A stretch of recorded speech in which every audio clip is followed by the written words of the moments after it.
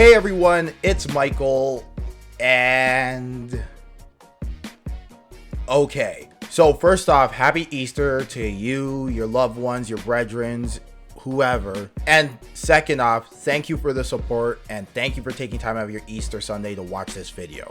Now let's get into the video. So a little while back, I had this video called Top 5 Most Annoying Tropes in Anime.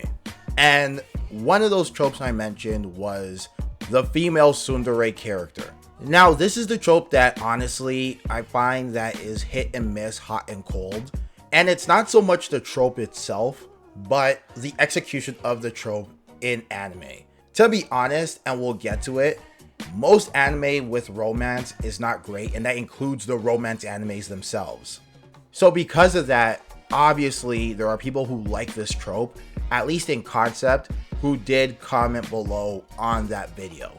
And because it was a list video and not necessarily a deep dive into the female tsundere, I don't think I explained myself properly. So I figured I could take this real good opportunity of me once again not being able to finish a video I've been teasing in time to do a quick little video on the female tsundere and what exactly my problems with it are. So what this video is going to try to do is explain why this trope works in some ways and why anime does this, but what the problems with it are and how can it be evolved to mitigate some of the problems as well as keep some of the good things about this trope alive. So with all that, let's talk some anime. Okay, so let's talk about where this actually goes right. And before I talk about this, I need people to understand that romance in TV shows and anime is not an actual representation of what courting a man, woman, or non-binary is actually like. Well, I wouldn't know about non-binary, and for that matter, I wouldn't know about courting a man either, but the point I'm trying to make is they are very skewed representations of what this is. The reason why is romance is messy. Sometimes the same person can be nice to you, they can be rude to you, they can be inexplicably ghosting you. There's a lot of different unaccounted for variables when it comes to romance. You may think you have it all figured out and all the signals are correct when talking to somebody, and then all of a sudden the signals are wrong. Add that there's a lot of factors, both societal and personal, that may skew your idea of romance. And all of a sudden, romance is this nebulous topic that no one has answers for. The point is that romance is not a linear path in real life. It's hard to quantify, it's not calculable, it's risky, yada yada yada. So, how do you, as a romance show or a shonen that wants to feature some romance in there, take something that doesn't make a whole lot of sense and make it make sense? Well, you kind of sort of gamify it. In other words, mangakas take something that is inherently non-linear, like romance, and try to turn it into a linear process, where if X, Y, and Z happens, then you get your desired outcome, thereby taking something that is hard to understand like romance, especially when you're talking about romance between cultures, and turning it into something easy to understand like a game. And it's here where a lot of the romance tropes are born. The moe girl, the kundere, the male tsundere, the beach episode, the cultural festival, etc, etc. All of these are annoying for this reason and many other reasons that deserve their own video, but the one trope I think stands chief among them is the female tsundere. Why? Because the female tsundere as a trope is taking some of those real life aspects where love can get messy, or at least romance can get messy, and bring them into that whole linear progression of the game. In that, sometimes people are mean and sometimes they aren't to the people they like and, dare I say, love. Because love is messy, courting people is messy. And the tsundere as a trope, whether it's male or female, is trying to mimic that messiness while also giving it this game-like sense of progression that as you keep chipping away at their emotions, you'll eventually get the guy slash girl you want in the end, who is the tsundere. So in theory, this is a really great trope to use because It allows you to actually get a sense of realism in your romantic story, but also keeps you within the confines of what story you're trying to tell. And here where I should back up and say that I don't actually hate the female tsundere trope more than, let's say, the male tsundere trope. It's just that the male tsundere trope doesn't show up as much, and it also manifests in different ways.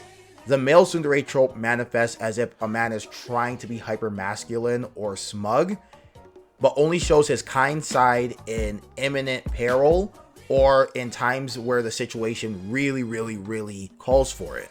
That's way different than the female tsundere trope and how it manifests, in the sense that mangakas really lean into this hot and cold aspect of the tsundere trope. So the whole thing is, while the male tsundere trope has a lot of its issues and deserves its own video, it just doesn't show up enough in anime, and it's not as noticeable of a problem in anime as the female tsundere counterpart. So truth be told, I don't think a lot of people will watch a male tsundere issue video. Sorry, just being honest on this one.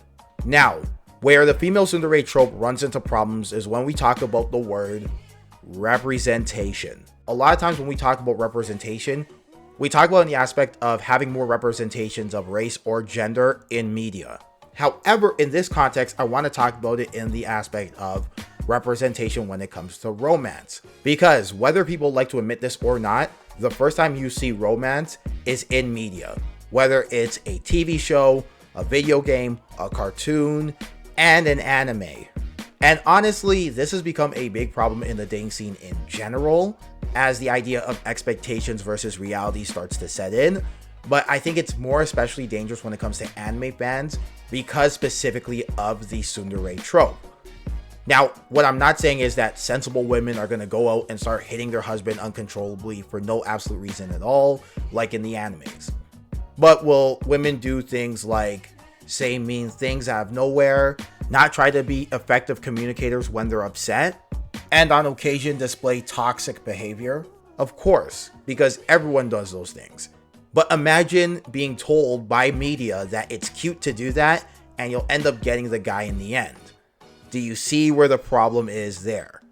And on the male side, what you're told is this is normal behavior in women who like you. So maybe not even on the fact of if they're verbally abusive, let's leave that into its own kettle of worms, but maybe just on the fact of if a woman is clearly showing a lack of interest while showing clear antagonistic behavior and not joking, saying mean things in the attempt to get you to leave, you should probably leave. But if anime tells you, hey, if she's showing a lack of interest, that means she wants you, you'll stay. There are men in this world that will stay and endure all that abuse, because the way it's presented in anime is you get your happily ever after. This is the problem and why I find it annoying, because I do think that when anime really buckles down to it, they can show better representations of romance, because again, this is the first time a lot of people are seeing romance manifested. And let me add that they can definitely do it while also keeping their story linear and giving romance a sense of linear progression. But they actively choose not to because it's lazier to do the other aspects of treating it like it's a progression without thinking about how their characters and actual humans would actually act in certain situations when it comes to romance. See, I feel like more people should stop looking at romance in anime and by extension media as social commentaries, which means they are not stories to be mimicked, emulated, or aspired to. They are just stories. Because when you do, you start to see a lot of flaws in the way romance is written and manifested in anime, and I think on some level that makes it a lot more of an enjoyable experience because you know it's not real. So you take the story for just the story's sake, but more importantly, you can also point out the flaws better when it comes to it, so that when you are a person who's never really dealt with romance in person, when you go out into the real world, you realize that what you saw on TV and what you've read is not an exact one-to-one carbon copy of how these things truly go. Even if you're a mangaka who creates their next big story in romance and it's a great representation of how romance will go, it's still not going to be a one-to-one comparison of what romance is actually like, because your story has to fit a narrative, and romance just doesn't have a narrative. Now, I do want to make myself very clear at the end here, because I know I'm going to get this comment a lot. No, I don't have any statistical analysis to back this up, and I am not trying to turn this into the romance version of the GTA Panic in the 2000s. I know most people are reasonable enough not to just randomly hit their partner or a person they're interested in. And I know most people understand that the romance they see in anime is not a real life representation.